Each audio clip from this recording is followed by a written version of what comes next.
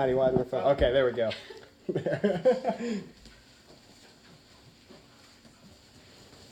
Okay, I just want to thank my goofy guests for being here tonight. Thank you guys for watching me do this. I'm here to inform you on Elon Musk's life and his greatest accomplishments. So starting off, we'll start with his family. That's his dad right there. He had a brother, a sister, and 2 parents, obviously. So that's his dad, that's his mom, and there's his 2 siblings right there on the far right. His dad was abusive, which is not good, but he was able to get past that and obviously accomplish big things. Also, in school, he struggled with being bullied. According to BusinessInsider.com, he was once hospitalized when a group of bullies threw him down the stairs and beat him until he blacked out. Not good, but he was able to get through it, obviously. His first biggest accomplishment happened when he was only 12 years old. He created a game called Blastar. He then coded the game himself and then sold it for $500. So that was kind of like his first accomplishment as like an entrepreneur, you know. He was only 12 years old and he did this. Moving on, his first real company coming out of college was called Zip2. This can be explained as a searchable business directory that can be described as an internet version of Yellow Pages telephone directory with maps included, according to Britannica.com. Basically, this was used to help businesses put their advertisements in newspapers, and it used the internet in order to do that. And there was nothing like Google Maps, so there was no way to, I guess, put things in the newspaper. So with this source, they were able to do that. And then he sold this for $307 million, and he pocketed $22 million.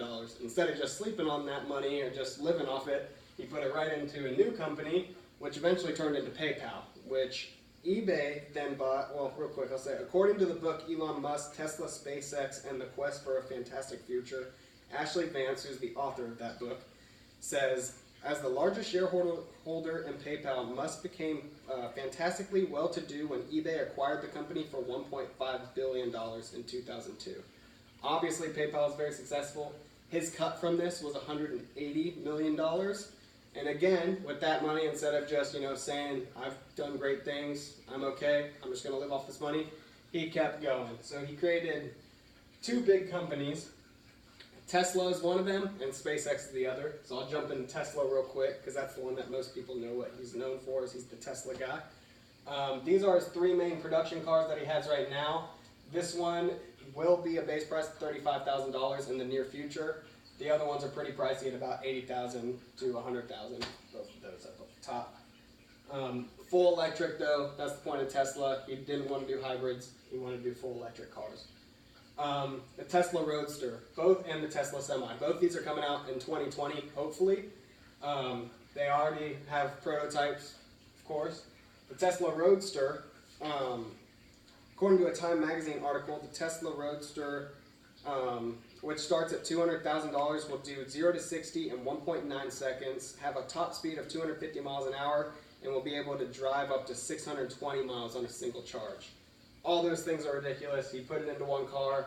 200,000 really isn't that much considering all the things that it does. I mean, it's top of the class, fastest production car in the world, if they can still keep the 1.9 when they put this thing into production for real. And then the Tesla Semi is cool. It has a 0 to 60 in 5.1 seconds. They're not sure the price on it yet, and they're not sure if they're going to make the 2020 cut or not, but there have been a lot of down payments on these things, initial payments, so you'll eventually start seeing them on the road. And that's going to be cool because it looks pretty awesome. And then his SpaceX company threw the rest of his money from his PayPal thing into this. Basically, every other space company or space travel system is like government owned, and he's the first one to have a privately owned space thing. Most people just don't have the capital to do it. Obviously, he was so successful with all these other companies that he was able to pour a bunch of money and just create his own. So, according to Futurism.com, SpaceX's first major landmark this year was to launch a satellite into space on a booster that had already been used before. So looking at this diagram, this isn't a bunch of floating pieces. This is actually 2 pieces. They just kind of took different shots together. So this is the 2 pieces together right here. There's the booster. There's the payload that goes into space. So basically this payload goes off into space, and the booster, with NASA, normally just falls in the water. They got to rebuild it. he was able to land it perfectly on its own thing over here, which is a huge deal because they can save money and it's efficient and you don't have to rebuild the thing anymore. Really huge accomplishment to do that. This is called the Falcon, like the whole thing is called the Falcon, and then the top part is called the Dragon. I really think Musk is just having fun with the fact that everyone thought he was going to fail with a privately owned space travel system, but he is doing very well with it, so he's just kind of having fun.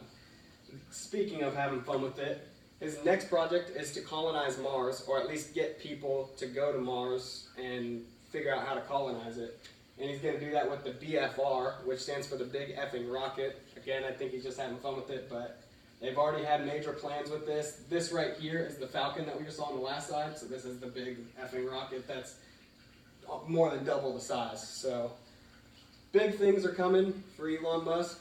He's already done a lot. There's still more to come. He's literally changing the future right in front of our eyes. He's someone that, after doing this project, that I really look up to and that I'm excited to keep on following his accomplishments.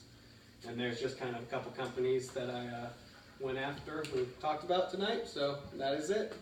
Thank you, audience, for being here again. And that is all. Perfect.